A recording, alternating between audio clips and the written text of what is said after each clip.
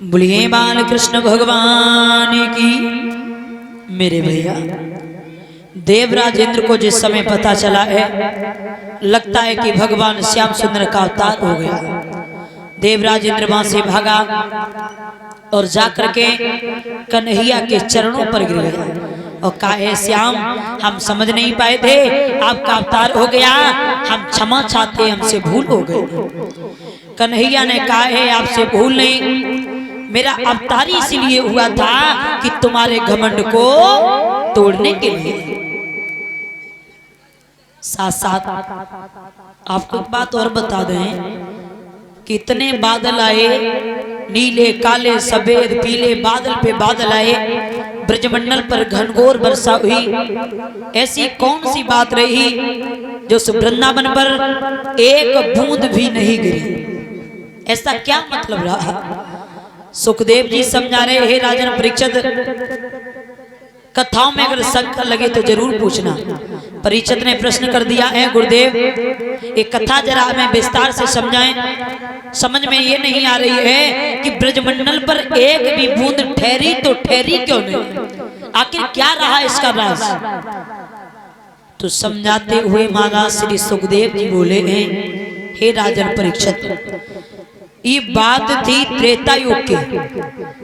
ध्यान देना भैया, तो त्रेता युग में भगवान श्री राम जिस समय विवाह करके आए हैं माँ जानकी के साथ में, तो एक बार सीता ने कहा, है प्रभु राम, मेरी बड़ी इच्छा है कि आप किसी संत का निमंत्रण कर दो, मैं अपने हाथों से भोजन खिलाऊंगी। तो भगवान ने कहा, है देखो सीता, आपके बस की बात नहीं है जो किसी संत का पेट भर लो। तो सीता को बड़ा बुरा लगा। कहा, है प्रभु आप तो बहुत बड़ी बात कह रहे हो, क्या हमारे हाथों में इतनी भी शक्ति नहीं है जो एक संत के लिए भोजन बना लो? बोले नहीं। सीता जी जिद पकड़ गई और कहा, है प्रभु कुछ भी हो जाए, चाहे हमें पूरे दिन रसोई में क्यों ना लगना पड़े, आज आप जाइए किसी संत का निमंत्रण करके आओ। माताओं से मेरी गुजारिश है कि आप लोग थोड़ा शांति का दान देती रहे, बड़े तसल्ली के साथ कथा को स्वादन करें। मेरे भैया जब प्रभु राम ने निमंत्रण किया है तो निमंत्रण किसके लिए किया? महाराज अगस्त्य ऋषि जी को बुलाया। अगस्त्य ऋषि जी जिस समय आए हैं, मैया जानकी ने नहा धो करके अपनी रसोई में प्रवेश किया। और एक बात और पूछ लेते हैं, अब बात आई गई है, यहाँ कौन सी ऐसी मैया बैठी है जो सुबह नहा धो करके ही अपने रसोई में प्रवेश करती? जरा हाथ ऊंचे करना।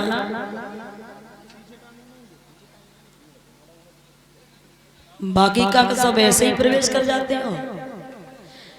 आपको पता है कि आज की दुनिया में आप लोगों ने देखा होगा कि भाइयों का दिमाग खराब होता है, घर में कलेश है, लड़ाई पति पत्नी में झगड़ा क्यों है? क्योंकि माताएं अपना जब रसोई में प्रवेश करती हैं तो भोजन को शुद्धता के अनुसार नहीं बनाती है। वैसे ये नियम है कि रसोई घर में तभी प्रवेश करो जब आप नहा धोकर के निवृत्त हो जाओ, और बगैर नहा धोकर के जो रसोई में प्रवेश करता है दिमाग बदल जाता है। फिर पूरे जब तुम बिना नहा धोकर के खाना बनाओगे तो पूरे घर का दिमाग तो खराब होगा, बुद्धि बिगड़ जाएगी, फिर लड़ाई झगड़े, और वो कभी घर पनप नहीं सकता है, ये हम दावे के साथ कहते हैं। तो एक बात पूछ ली है नारद। क्या?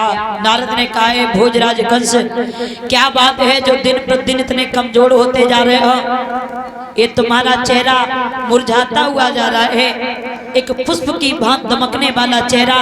क्या बात है, कोई शरीर में रोग तो नहीं हो गया है? और रोग हो गया है तो वैद्य से इलाज करा लो। हे कंस राज, दिन दिन तेरी क्यों दशा बदलती जाती है? दिन है बसंत के खिलने के पर कली सिकुड़ती। कंस ने कहा है, देव ऋषि नारद, शंका तो मुझे एक है। कौन सी शंका है? बोले मेरा काल नहीं मर रहा है। काल नहीं मर रहा? बोले हाँ। अकासुर बकासुर पूतना जैसे इत्यादि राक्षसों को भेजा, मगर किसी ने आकर के हमें ये नहीं बताया कन्हैया काला है कि गोरा है, छोटा है कि मोटा है। शंका तो वही खाई जा रही है कि मेरा काल नहीं मर रहा है। तो नारद ने कहा है भोजराज कंस, आपको काल की जरूरत है, जल्दी आए। बोले अरे प्रभु, काल की जरूरत होती तो क्या हम आपसे ये बात कहते? पहले हमें ये दिखवा दो कि वो मेरा जो काल है वो है कैसा। तो नारद ने कहा है भोजराज कंस को पत्र लिखो, और पत्र में, खत में, चिट्ठी में एक ही बात लिख दो, वृंदावन के बसने वाले कृष्ण और बलराम हमारे यहाँ धनुष यज्ञ है, और अगर आप समय से नहीं आए तो पूरे ब्रजमंडल को मैं मथुरा की जेल में डलवा दूं। ये धमकी लिख के भेज दीजिए। कंस ने वो ही काम किया, पत्र लिखा है। लिख करके पत्र जिस समय अक्रूर जी के हाथों में दिया है तो अक्रूर ने हाथ जोड़े और कहा है माफ करना, इस पत्र को हम ले जा नहीं सकते। क्यों? बोले वो छोटा सा नादान सा कन्हैया क्या बिगाड़ा है तुम्हारा, क्यों सता रहे हो मुरलीधर घनश्याम को? कंस ने कहा है देव, तुम्हें नहीं पता है अक्रूर जी, तुम यहाँ के कोई राजा नहीं हो बल्कि यहाँ के एक नौकर हो। हमारा आदेश है और इस आदेश का तुम्हें पालन करना पड़ेगा, बल्कि उल्लंघन नहीं। पत्र ले जाकर के पत्र बाबा नंद के हाथों में दे देना। पत्र लेकर के जिस समय अक्रूर जी चले हैं तो जाकर के पत्र सर्वप्रथम इन्होंने बाबा नंद के हाथों में दिया है। बाबा नंद ने जिस समय पत्र को पढ़ा तो बैठ करके रोने लगे हैं। क्या बिगाड़ा है मेरे श्याम ने, जब बुला रहा है भोजराज कंस, कोई तो रहस्य जरूर होगा। उधर से यशोदा आई, पूछ लिया है बाबा का। बोले तुम्हें नहीं पता है यशोदा, ये पत्र पढ़ लो, कंस का भेजा हुआ पत्र है। यशोदा ने पत्र पढ़ा तो यशोदा बैठ करके रोने लगी है। उधर से कन्हैया आ रहे हैं, रोने की आवाज सुनी है, पूछ बैठे हैं भगवान कन्हैया है मैया यशोदा, मैया क्या बात है जो आज आप दोनों लोग रो रहे हो? यशोदा ने कहा है श्याम मत पूछो रोने का कारण। कन्हैया ने कहा है माँ हमें बड़ी जोर की भूख लगी है, दधी माखन हो तो दे दे। यशोदा दधी माखन तो ले आई। कहा है कन्हैया आज ये माखन खा ले, हो सकता है कल तेरे नसीब में ये माखन ना हो। आज कन्हैया ने पूछ लिया मैया बात क्या है, तो पत्र लिया कन्हैया के हाथों में दे दिया है। और जैसे ही पत्र पढ़ा है कन्हैया ने समझाया और कहा है मैया यशोदा इसमें रोने की बात क्या है, इसमें रोने की बात क्या है? वो मेरा खास मामा है और मैं इतना बड़ा हो गया अभी तक मैंने देखी नहीं है कि मथुरा नगरिया है तो है कैसे। चला जाऊंगा देख आऊंगा मथुरा नगरिया। धैर्य बनाया है भगवान कन्हैया ने मैया यशोदा बाबा नंद को। रात भर बसेरा किया, सवेरा हुआ तो आज रथ को सजवा लिया है। अक्रूर को साथ लिया बाबा नंद और बलराम कन्हैया सभी रथ पर सवार होके आगे बढ़े हैं। और जैसे ही आगे बढ़े तो क्या देखा है यशोदा बीच में आ गई और यशोदा ने कहा है मुरलीधर घनश्याम आपके जाने के बाद तुम्हें नहीं पता है लाला इस मैया का हाल क्या होगा। ये माँ वही है जो एक मिनट के लिए भी अपने श्याम को अपनी आंखों से ओझल नहीं करती थी, लेकिन श्याम जाने के बाद इस माँ को भूल मत जाना मेरे लाल। कन्हैया ने कहा माँ रोने। यशोदा ने कहा है श्याम तुम्हें नहीं पता है वो कंस बड़ा दुराचारी है, बड़ा अत्याचारी है। हो सकता है भुलाने का कोई रहस्य तो जरूर होगा। जब कन्हैया चले हैं तो मैया यशोदा हैरान हुई। हुआ ऐसा कि चले हैं मथुरा का भगवान और देख के यशोदा भई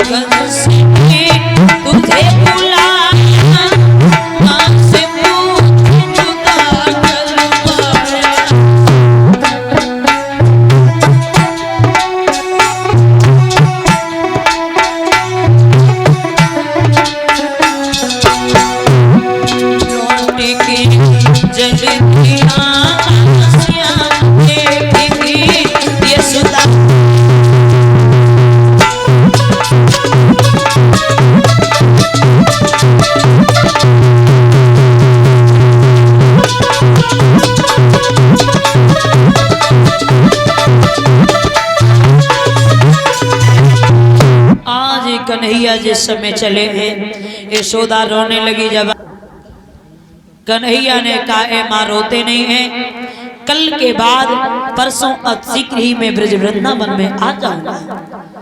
मैया को धैर्य बनाया है श्याम ने। आगे जैसे ही बड़े हैं तो राधा बीच में आ गई। कहिए कन्हैया कहाँ जा रहे हो?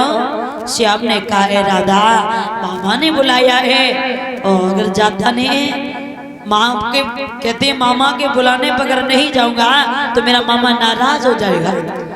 और आपको नहीं पता है राधा मैं इतना बड़ा हो गया अभी तक मैंने मथुरा नगरिया नहीं देखी। अवतार हुआ गोकुल में चले आए, अब हमें यह भी नहीं पता है कि मेरी देव की माँ है तो है कैसे। राधा ने कहा श्याम कर मुझे ये पता होता कि तुम इतने बड़े छलिया निकलोगे, इतने बड़े बेदर्दी निकलोगे, इतने बड़े दगाबाज निकलोगे तो राधा कभी तुमसे प्रेम नहीं करती। आज मुझे पता चला है श्याम कोई तो भूल जरूर हुई होगी जिस भूल की खातिर हमको छोड़ करके तुम आज मथुरा के लिए जा रहे हो। हमें ये नहीं पूछना है कि तुम्हें आना कब होगा। कन्हैया जाते जाते ये बता दो इस राधा से भूल क्या हो गई। रोने लगी है राधा और बोली है कन्हैया कि मैंने कछु ना कही और एक बात ना कही और जुदाई की पीड़ा पीर का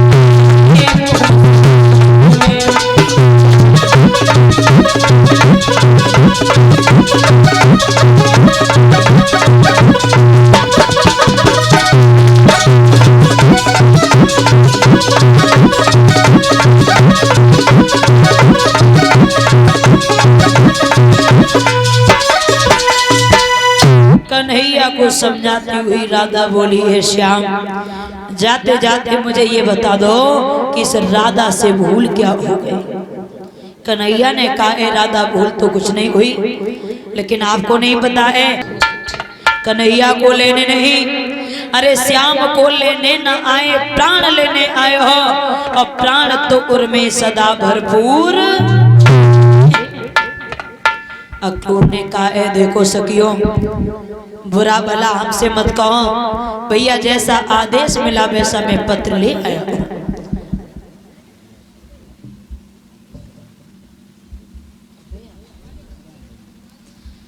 और इसी के साथ साथ ये परम सम्मानीय भैया सत्येंद्र यादव दुबिया के रहने वाले, उनकी तरफ से 101 रुपए का पुरस्कार जो हमारे करीब आया है, और 2100 रुपए जो भागवत में दान कर रहे हैं। आशा करती हूँ भैया के जीवन में खुशियाँ आती रहें, ऐसी प्रभु से मेरी विनती और आकांक्षा है।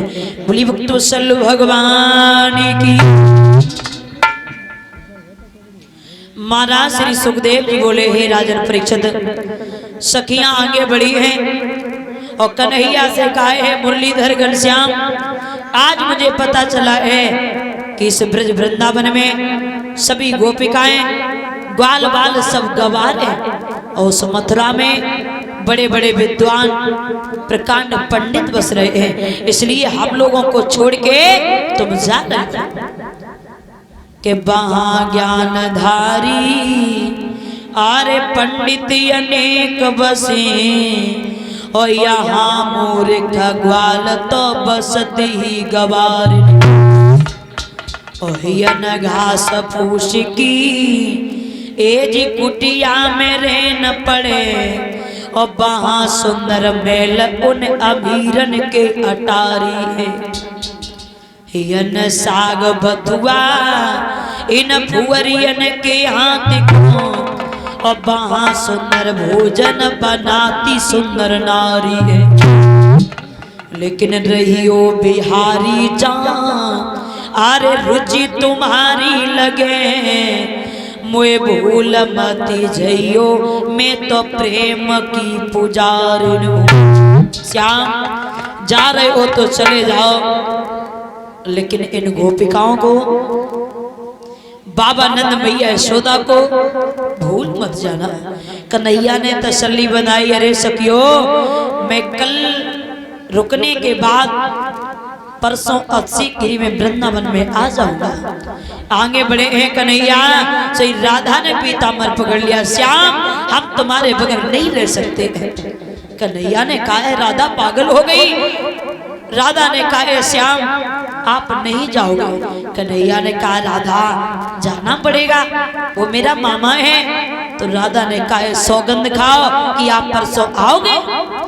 कन्हैया ने कहा, राधा सौगंध नहीं खा सकता हूँ। क्यों? अगर सौगंध नहीं खाओगे तो मुझे शंका है आप परसों की बरसी व्यतीत ना कर दो। और रोने लगी है राधा। बोली है, कन्हैया मुझे एक बात ये बताओ कि तुम्हारा आना कब होगा। श्याम कि आई हो कब है बंसी वाले, बोली कि आई हो कब है मुरली वाले, और मुरली मनोहर में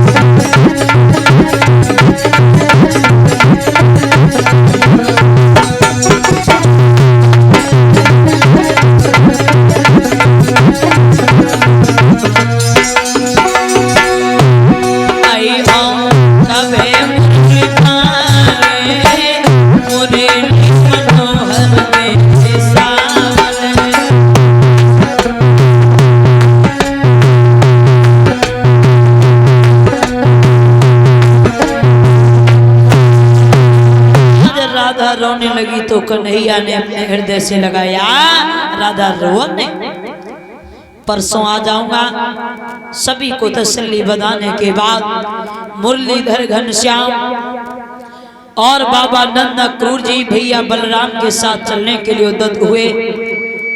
तो जितनी भी सखियां थी रथ के सामने लेट जाती है और कहा है श्याम जाना ही है तो इन सखियों के ऊपर से रथ निकाल करके चले जाओ। कन्हैया ने उठाया जवाब, सखियों काहे को बाबरी, हाँ अरे अगर मामा ने बुलाया है तो मुझे चला जाने दो। सखियों को हटा नहीं पाया, तब तक क्या देखा है, रथ 2 हाथ आगे बढ़ा तो यशोदा पछाड़ खा के जमीन पर गिरी। कन्हैया ने सोच लिया अब हम जा नहीं पाएंगे। कहीं यशोदा रो रही है, कहीं राधा रो रही है, कहीं सखियों का बुरा हाल है। आगे बढ़े हैं, कन्हैया यशोदा को उठाया, हृदय से लगा लिया, जवाब दिया मां रो क्यों रही है। यशोदा ने कहा श्याम हमें ऐसा लग रहा है कि जिस माँ ने तुझे जन्म दिया है ना उस माँ के पास तू जा रहा है, अब जीवन में इस माँ के पास तू नहीं आएगा। कन्हैया ने कहा राधा ऐसा नहीं, राधा ऐसा नहीं हो सकता है, इस मैया को समझा। यशोदा ने कहा अरे राधा क्या समझाएगी, हमें पता है तुम नहीं आओगे। और याद रखना भैया, कहते हैं क्या होती है माँ की ममता, बुद्ध यशोदा के दिल से पूछो, और क्या होती है प्रेमी की गति, बुद्ध राधा के दिल से पूछो। एक कवि कल्पना कर रहा है, लिखा है महाराज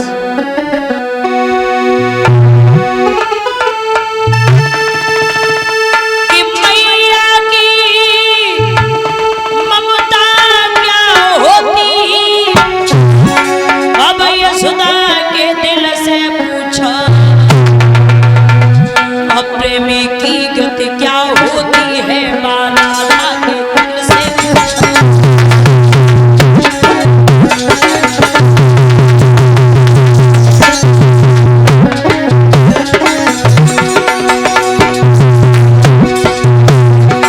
मैया की ममता क्या होती, मैया की ममता क्या होती, यशोदा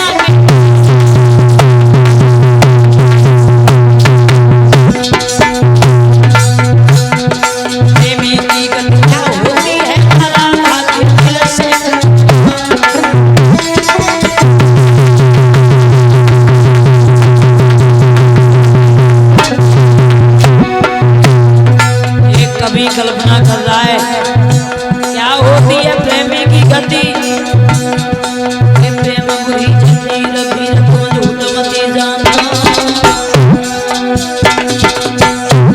जब नहीं जाते सब बुरी बीमारी रह जाना, अरे हराम खाना पीना होवे बुद्धि करे ना काम करे जो भी नहीं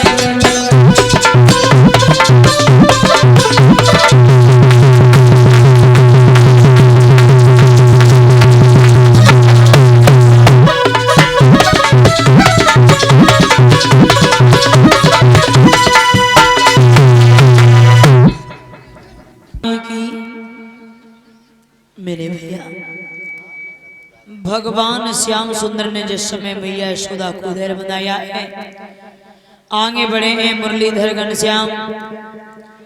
जब तक रथ दिखाई देता रहा तब तक राधा प्यारी सखियां खड़ी रही।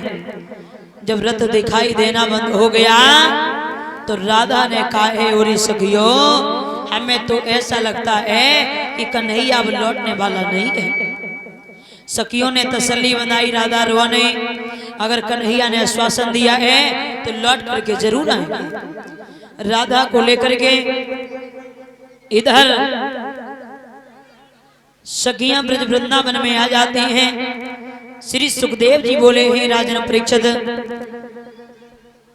भगवान मुरलीधर घनश्याम और उनके बड़े भैया बलराम बाबा नंद क्रूर जी के साथ में मथुरा नगरिया के जिस समय नजदीक पहुंचते हैं तो बाबा नंद से अनुमति लेने के बाद अब आगे बढ़े हैं मुरलीधर घनश्याम मथुरा की ओर।